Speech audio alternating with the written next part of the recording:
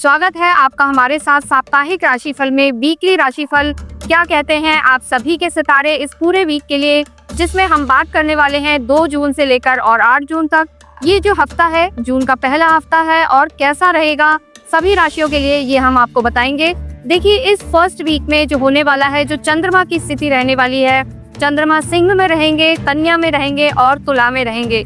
इनके नक्षत्र भी अलग अलग, पहला जो नक्षत्र रहेगा वो मगा रहेगा, फिर उत्तरा, फाल्गुनी और फिर स्वाति। तो इन सब का आपके जीवन पर क्या प्रभाव पड़ेगा ये हम देखेंगे। और साथ ही साथ 2 मुख्य ग्रह यानी बुध और मंगल भी इस हफ्ते में अपना राशि परिवर्तन कर रहे हैं। जो है बुध जो है 6 तारीख को मिथुन में प्रवेश करेंगे और जो स्थिति रहने वाली है मंगल की, ये बहुत लंबे समय से नीच के चल रहे थे, सभी लोगों को परेशान किया हुआ था।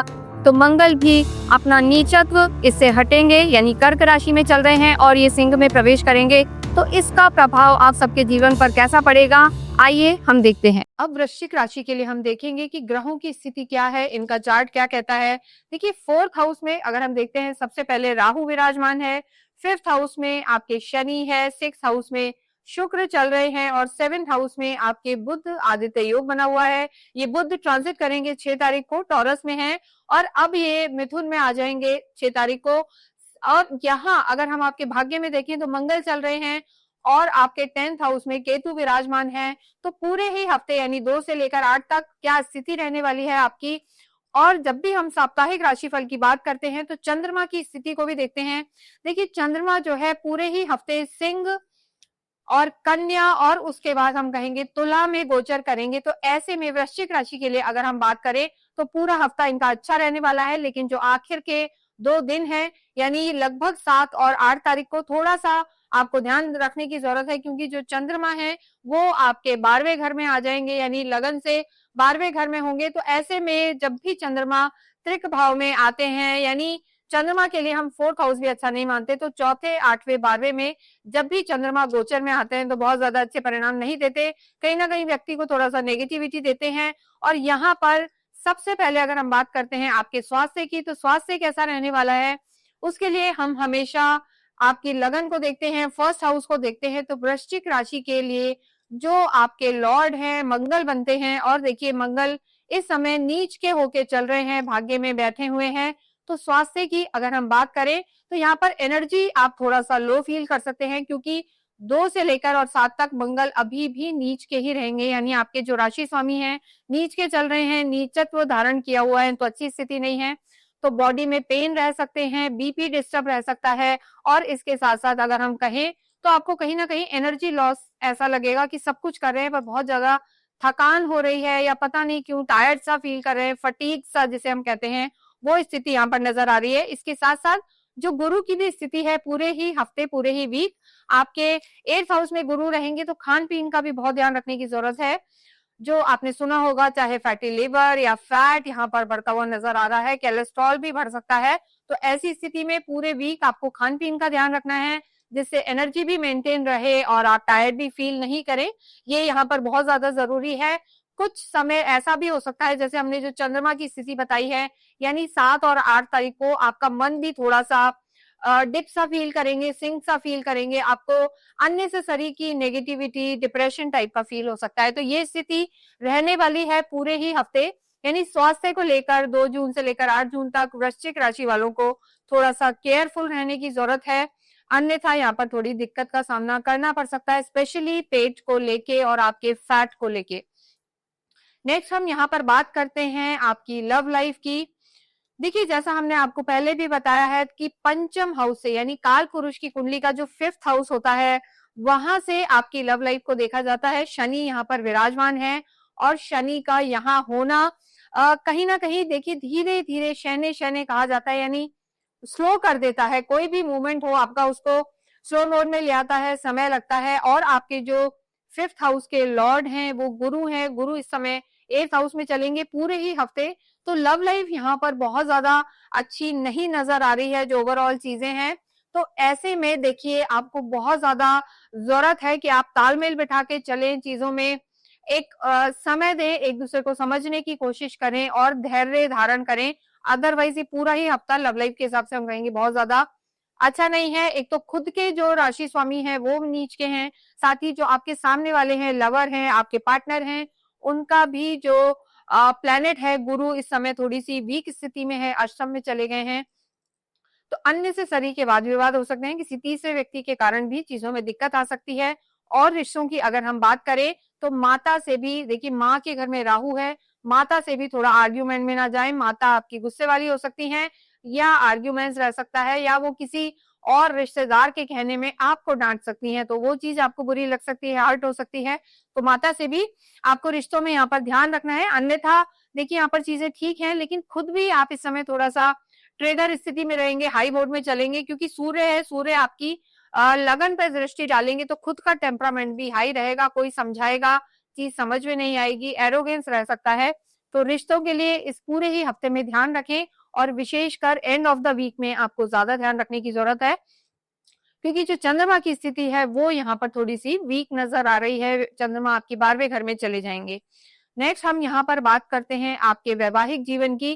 देखिए वैवाहिक जीवन के लिए जो है 7th हाउस को देखा जाता है, सप्तम को देखा जाता है, और इस पूरे ही हफ्ते जो आपके सूर्य हैं यहाँ पर विराजमान है। पति या पत्नी के घर में सूर्य का आना थोड़ा सा वाद विवाद की स्थिति बना देता है, हॉट आर्ग्यूमेंट या टेम्परामेंट रह सकते हैं दोनों में से किसी एक के। सूर्य हो, मंगल हो, जब भी अग्नि तत्व वाले ग्रह आपके वैवाहिक जीवन में आते हैं तो चीजों को थोड़ा सा खराब कर सकते हैं। यहाँ के जो आपके लॉर्ड हैं, 7th हाउस के लॉर्ड हैं आपके शुक्र हैं, और शुक्र भी इस समय आपके 6th हाउस में है। तो जो वृश्चिक राशि वालों की पूरे ही हम कहेंगे हफ्ते में स्थितियां बनी हुई हैं चंद्रमा की। शुरू में थोड़े हम कहेंगे सूर्य की स्थिति है, फिर मंगल की स्थिति है, शुक्र भी आपके छठे घर में, तो वैवाहिक जीवन में भी तालमेल बनाने की बहुत ज्यादा जरूरत है। यहाँ पर थोड़ा सा वैवाहिक जीवन में उथल पुथल नजर आ रही है, और कहीं ना कहीं मन मुटाव की समस्या भी नजर आ रही है, या कुछ और नहीं तो ऐसा भी हो सकता है कि दोनों एक्सट्रीम पे बिजी रहें। दोनों ही बिजी रहेंगे तो समय नहीं मिल पाएगा, वो स्थिति भी यहाँ आपके वैवाहिक जीवन को डिस्टर्ब कर सकती है। तो ऐसे में आपको अवश्य ही आपको इस समय हम कहेंगे कि गौरी शंकर रुद्राक्ष धारण करना चाहिए।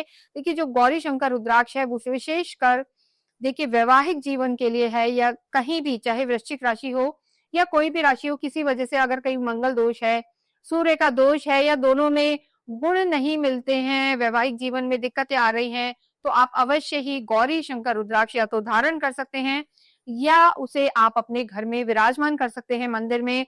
आप चाहें तो इसे हमारी साइट से भी ले सकते हैं, क्योंकि हम पूरी तरीके से जो भी हमारे आर्टिकल्स हैं, रुद्राक्ष है या ब्रेसलेट है या पेंडेंट है, कुछ भी है, हम आपको पूरी तरीके से उसे एनर्जाइज करके देते हैं, अभिमंत्रित करके देते हैं। तो वो आपके लिए बहुत जरूरी है, उसे आप निश्चिंत होकर ले सकते हैं विद सर्टिफिकेशन, और आप एक बार उसे धारण करके देखें, डेफिनेटली आपके वैवाहिक जीवन में एक हम कहेंगे कूल सा वातावरण रहेगा, आपस में सामंजस्य रहेगा। और गौरी शंकर रुद्राक्ष को आप अपनी यानी वृश्चिक राशि वाले स्पेशली धारण कर सकते हैं अपनी लव लाइफ के लिए भी, जिससे आप दोनों की जो है बॉन्डिंग बनी रहे और शिव पार्वती का आशीर्वाद आपको मिलता रहे। नेक्स्ट हम यहाँ पर बात करेंगे आपकी प्रोफेशनल लाइफ की। देखिए प्रोफेशनल लाइफ में 10th जो हाउस होता है वहां से देखी जाती है, सूर्य आपके लॉर्ड हैं, 10th हाउस के स्वामी सूर्य हैं। तो देखिए सूर्य जहां आपकी वैवाहिक जीवन के लिए उतने अच्छे नहीं है, लेकिन वो आपकी प्रोफेशनल लाइफ के लिए बहुत अच्छे हैं। सूर्य आपकी लगन को देखेंगे तो कॉन्फिडेंट रहेंगे, गवर्नमेंट से आपको सपोर्ट मिल सकता है, और जो हम कहेंगे एक ऑरा आपका अच्छा रहेगा। कहीं ना कहीं जो आपके बॉसेस हैं, सीनियर्स हैं, उनसे भी यहाँ आपको सपोर्ट भी मिलेगा, तालमेल भी बना रहेगा। लेकिन देखिए एक चीज वृश्चिक राशि वालों के लिए है जो ना सिर्फ इस हफ्ते रहने वाली है, वो पूरे 1.5 साल रहने वाली है। केतु यहाँ पर विराजमान है, और जहां भी केतु होते हैं वो थोड़ा सा हम कहेंगे डिटैचमेंट देते हैं, उतना आप एग्जॉस्ट नहीं होते, अपने कर्मों को उतना नहीं डालते, वैराग्य सा थोड़ा सा दे देते हैं, माइंडलेस प्लेनेट होते हैं। तो वो आपको अपना जो हम कहेंगे प्रोक्रेस्टिनेशन छोड़ना होगा, ओवर थिंकिंग छोड़नी होगी, तो आपके कर्म की स्थिति यहाँ पर बेटर रहने वाली है। हालांकि राहु की दृष्टि है, तो टेक्नोलॉजी में जो लोग काम कर रहे हैं, मीडिया से रिलेटेड काम कर रहे हैं, उनके लिए ये समय अच्छा रहने वाला है, ग्रोथ हो सकती है, चाहे आपके काम गवर्नमेंट से रिलेटेड हो या कहीं भी एआई से रिलेटेड हो, मीडिया से रिलेटेड हो, वहां आपको लाभ होगा। और मंगल भी 7 तारीख से मंगल भी आपके कर्म क्षेत्र में आ जाएंगे, 10th हाउस में आएंगे। तो मंगल का 10वें घर में आना, अपने मित्र की राशि में आना आपको काफी लाभ दिलवा सकता है। लेकिन एक चीज मैं यहाँ कहूंगी कि फायर एलिमेंट बढ़ सकता है, तो गुस्से को थोड़ा सा कंट्रोल करना है, क्योंकि आपके लॉर्ड हैं, राशि स्वामी हैं, और जब वो अपने ही मित्र की राशि में कर्म क्षेत्र में आएंगे तो थोड़े से डोमिनेटिंग रह सकते हैं। तो डोमिनेटिंग नहीं होना है, मैं नहीं रखना है, और चीजों को आपको एक तालमेल बैठा के चलना है, चाहे आपके कलीग्स हो या आपके सबॉर्डिनेट्स हो। तो यहाँ पर कार्य क्षेत्र अच्छा नजर आ रहा है। ओवरऑल अगर हम आपके धन भाव को देखें तो धन भाव के स्वामी हालांकि गुरु हैं, अष्टम में चले गए हैं, तो ये कहीं भी इकट्ठा लॉस या इकट्ठा फायदा दे सकते हैं। Sudden gain and sudden loss की स्थिति यहाँ पर बनी हुई है। लेकिन फिर भी अगर आप पैसों के लेन देन में ध्यान रखते हैं, चीजें थोड़ा कूलली डिसाइड करते हैं, जल्दबाजी में नहीं जाते हैं, तो आपकी चीजें यहाँ पर ठीक है। प्रोफेशनल कोई भी डिसीजन हो, पर्सनल कोई भी डिसीजन हो, आपको हफ्ते के एंड में नहीं लेना, उसे आपको शुरू में ही ले लेना है, क्योंकि 7 और 8 को चंद्रमा की स्थिति आपके लिए अच्छी नहीं है, व्यय भाव में है, तो ऐसे में थोड़ा सा वो पैसा खर्च करा सकते हैं, हम कहेंगे गलत जगह। तो इन चीजों का आपको ध्यान रखना है। विद्यार्थियों के लिए समय अगर हम देखें तो वृश्चिक राशि के लिए विशेषकर गुरु ही उनके स्वामी हैं, लेकिन जो लोग टेक्निकल एजुकेशन में हैं, इंजीनियरिंग कर रहे हैं या कॉमर्स बैकग्राउंड में हैं, उनके लिए समय अच्छा रहने वाला है। लेकिन ओवरऑल विद्यार्थियों का थोड़ा सा ध्यान भटका हुआ यहाँ पर नजर आ रहा है, क्योंकि आपके जो राशि जो लॉर्ड हैं, मतलब 5th हाउस के जो लॉर्ड हैं गुरु, अष्टम में चले गए हैं, बाद में बुध भी अष्टम में आ जाएंगे 6 तारीख को। तो ऐसे में भटकाव नजर आ रहा है, और रिजल्ट जितना आप सोच रहे हैं उससे थोड़ा सा कम इस हफ्ते में आते हुए नजर आ रहे हैं। तो इसके बाद हम देखते हैं अध्यात्म की स्थिति। अध्यात्म में अगर हम देखें तो गुरु और केतु मुख्य प्लैनेट्स होते हैं। केतु हम कहेंगे छाया ग्रह है, ग्रह तो होते ही हैं लेकिन छाया ग्रह उन्हें माना जाता है। तो गुरु की जो स्थिति बनी हुई है, तो गुरु आपका ऐसा रुचि आपकी होगी कि पढ़ाई कर ले, अकल्ट में इंटरेस्ट होगा, शास्त्रों के पढ़ने में आपका मन होगा कि आप शास्त्रों को पढ़ लें।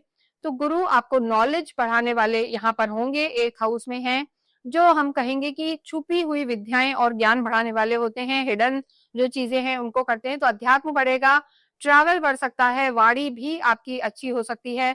भाग्य की अगर हम बात करें तो देखिए वृश्चिक राशि वालों के भाग्येश हमेशा ही चंद्रमा होते हैं, और वृश्चिक में चंद्रमा नीच के हो जाते हैं, तो भाग्य का साथ थोड़ा वृश्चिक राशि वालों को कम ही मिलता है। इस हफ्ते की बात नहीं है, क्योंकि जब भाग्येश ही नीच के हो जाएंगे, अब ये डिपेंड करता है कि ये आपकी कुंडली में कहाँ बैठे हैं। आपको नहीं पता कि आपकी कुंडली में चंद्रमा कहाँ है, तो आप हमें भी अपनी कुंडली भेज सकते हैं, उसका अवलोकन करा सकते हैं, क्योंकि हमेशा ही आपके चंद्रमा की स्थिति कैसी है और ग्रहों की स्थिति कैसी है, इस पर आपका जीवन बहुत निर्भर करता है। ये हम गोचर के आधार पर बताते हैं, लेकिन कुंडली में ग्रहों की स्थिति भी बहुत कुछ निर्भर करती है। अगर चंद्रमा आपकी अच्छी स्थिति में है तो डेफिनेटली भाग्य आपका साथ देगा, लेकिन वृश्चिक राशि के लिए नीच के हो जाते हैं, बहुत भावुक बना देते हैं, कई बार धोखे भी हो जाते हैं, हम कहेंगे रिश्तों से। तो ये स्थिति यहाँ भी बनी हुई है। भाग्य ठीक है, लेकिन आपका 50% ही लगभग साथ देते हुए इस हफ्ते में नजर आ रहे हैं। और हफ्ते के एंड में तो चंद्रमा की स्थिति 12वें घर में चली गई है, तो थोड़ा सा खर्चे बढ़ सकते हैं वीक के एंड में, इस चीज का आपको ध्यान रखना है। पूरे ही हफ्ते अगर हम वृश्चिक राशि वालों के लिए बात करें तो बहुत ज्यादा भावुक उन्हें नहीं होना है, ये ध्यान रखना है। कोई भी इंपॉर्टेंट आपका डिसीजन है तो वो आपको हफ्ते के मिडिल तक ले लेना है, यानी स्टार्टिंग में या मिडिल पार्ट में ले लेना है। बुध आदित्य योग बना हुआ है, तो प्रोफेशनल लाइफ के लिए आपकी चीजें काफी बेहतर रहने वाली है और आपको लाभ भी होने वाला है। लेकिन अपने वैवाहिक जीवन को और प्रेमी जीवन को आपको बचाना है, ये आपके लिए जरूरी है। इसके लिए आप गौरी शंकर रुद्राक्ष धारण कर सकते हैं। आपको पूरे ही वीक में हम कहेंगे कि शिव पार्वती की आराधना करनी चाहिए, मंदिर जाना चाहिए, उनका जल से अभिषेक करना चाहिए। इसके साथ साथ आपको अमोघ शिव कवच पढ़ना भी अत्यंत लाभकारी होगा। आपको हनुमान चालीसा भी करनी चाहिए जो आपके खुद के लॉर्ड है, और सूर्य को जल चढ़ाना भी आपके लिए लाभकारी होगा। किसी भी इंपॉर्टेंट काम से आप जाएं, थोड़ा सा गुड़ खा के जाएं। और इसके अतिरिक्त अगर आपकी कोई क्वेरी है, कुछ प्रोडक्ट आप हमसे लेना चाहते हैं, तो हमसे संपर्क कर सकते हैं।